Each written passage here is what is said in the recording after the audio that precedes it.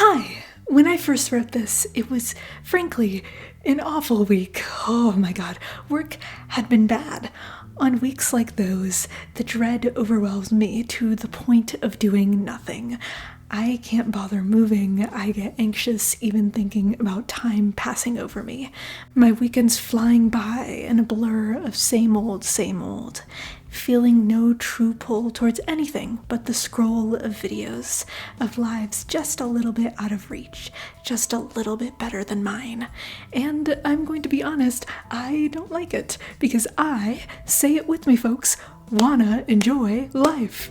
And if I'm going to have to figure this out, I'm dragging you with me.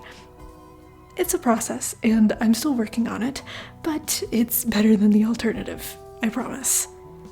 First things first, I need you to give up, which may seem weird, but for me, whenever I feel overwhelmed, I overcommit, because I just spent a few days not doing anything towards my goals.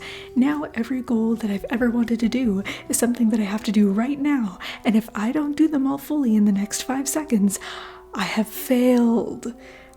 I don't know, it's not great. My ADHD brain thrives off of doing everything at once, but also can't commit to doing all the dreams I've had for years in a single week. If I take a step back, I can see that I have commitments I have to do, right? My non-negotiables. I have school, a full-time job too that I'm also doing.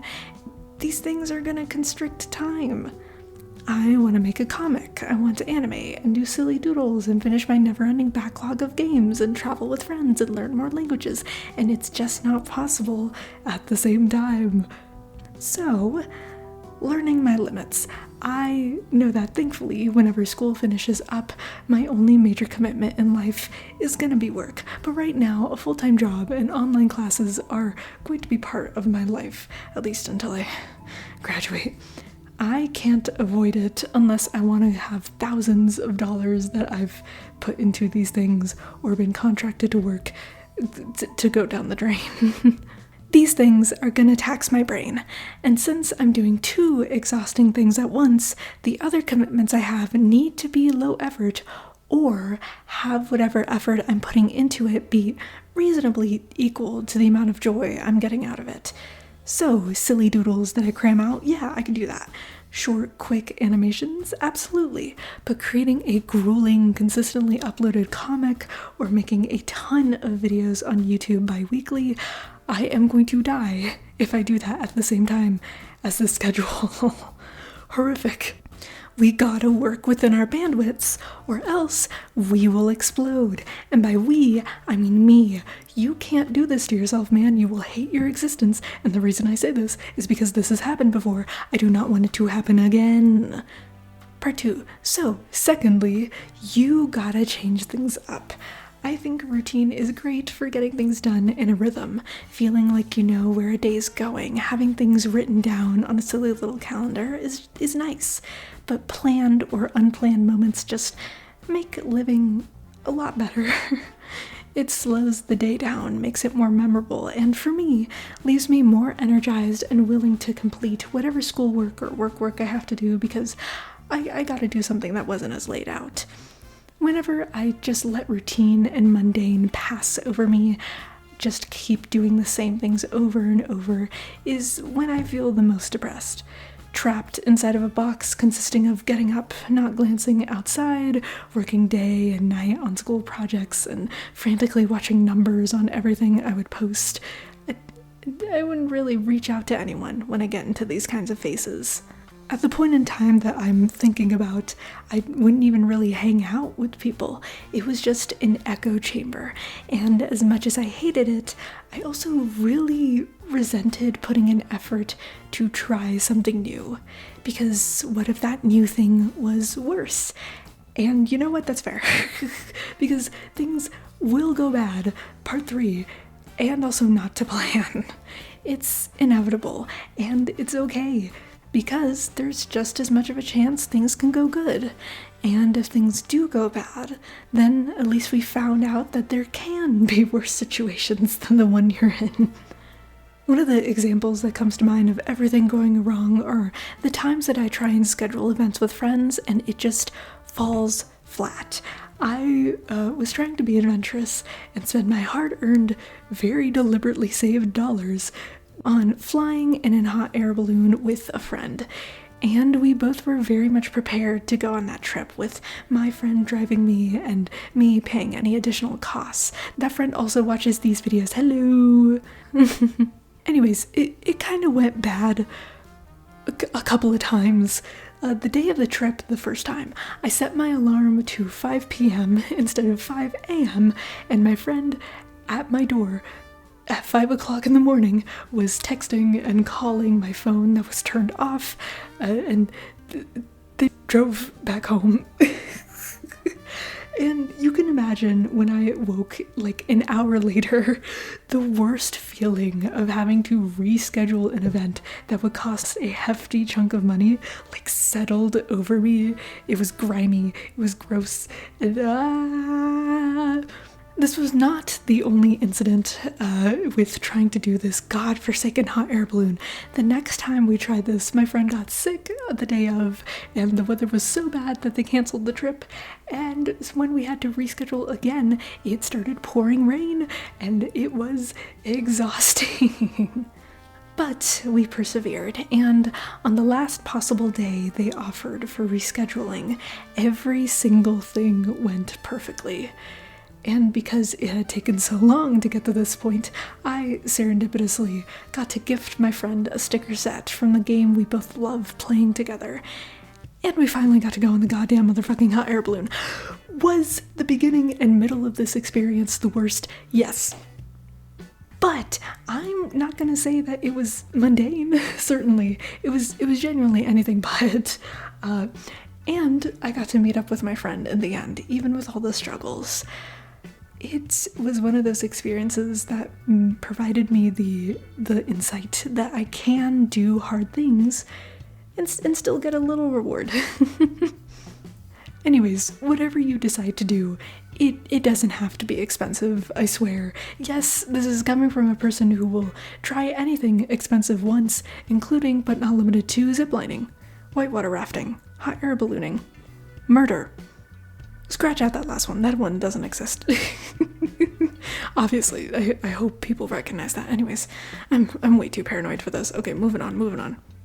In all seriousness, there's no shame in saving up and intentionally splurging for new experiences or hobbies, or one singular sticker set you've been staring at for actual months but are scared to commit to because you have zero idea where you're going to stick it.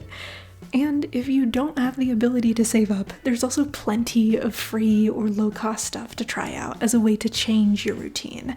Sometimes a thing I do is literally just sit outside. The sun on my face when I'm drawing just makes things more lively. I can hear birds, I can see people running around in their own little world. Some libraries I've lived near offered free classes on cooking and sewing and rented out whole video games and consoles. Libraries are so cool, support them, support your local libraries, man! And if you don't want to do that, there's plenty of public parks or free days and events at different places, like museums.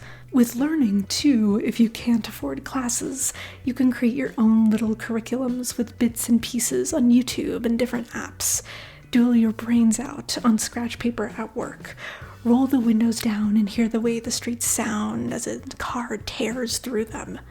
I've volunteered at food banks and enjoyed the process of learning something new and how I sort food, expiration dates, package them for people who need that resource. I've gone to school board meetings as a student and spoken up against the bigotry perpetuated at that school. The ways I think we could improve teaching and reduce harm towards my peers. One of my favorite things is treating my current town like a tourist would.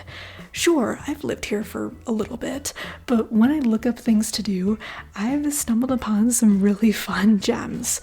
Like one time, my friend took me to a niche card shop and got me a tarot reading, and when we couldn't do that, she'd just straight up read the tarot herself. One time I took her to an escape room that I found during my searches.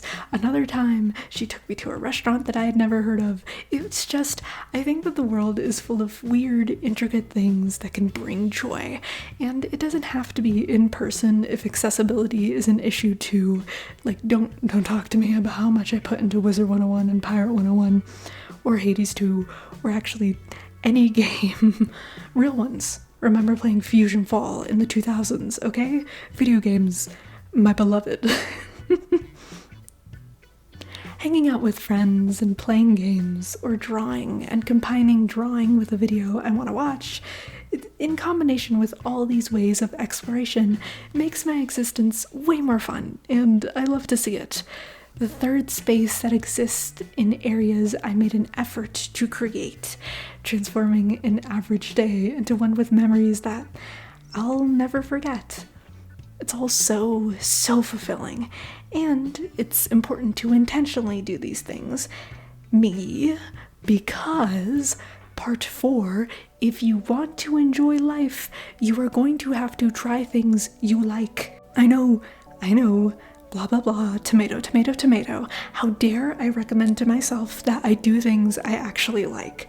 I thought life was about feeling so horrible by how disgusting of a human you think you are, and feeling dread about the state of the world so bad that you doomscroll for hours, clicking one video and barely digesting it before the next, and obsessing over social media statistics on a website that didn't even exist 20 years ago, and hearing vile hatred spewed in 20-second clips that makes you wonder if you're ever going to survive this universe. Are you a good person? Are you sure you're even allowed to exist? I don't know. It took you a long time to accept that you're someone who will keep experiencing highs and lows, dips and triumphs. But, I mean, if we're being honest, you are going to die. Not today, thankfully, but, someday. It's random and unpredictable, and I feel like there's no reason in torturing yourself like this. You weren't born to experience hell, even if it may feel like it. Sometimes. I think this is just another garden to grow, another one to tentatively care for, and if some of those crops fail to thrive, then you just take them out of the ground and plant new ones, more resilient ones. We can't do everything, but we can advocate and try in all the ways we know how. It's a scary world sometimes, and it's beautiful. The ways we interweave our lives with everyone else's, how deeply interconnected we are and yearn to be. This isn't the best life, sure. If it makes you feel any better, I don't think the best life even exists. But every intentional choice we've made to be better has, well, not made it worse. And that's all I could really ask for. I'm proud of you. Okay, bye.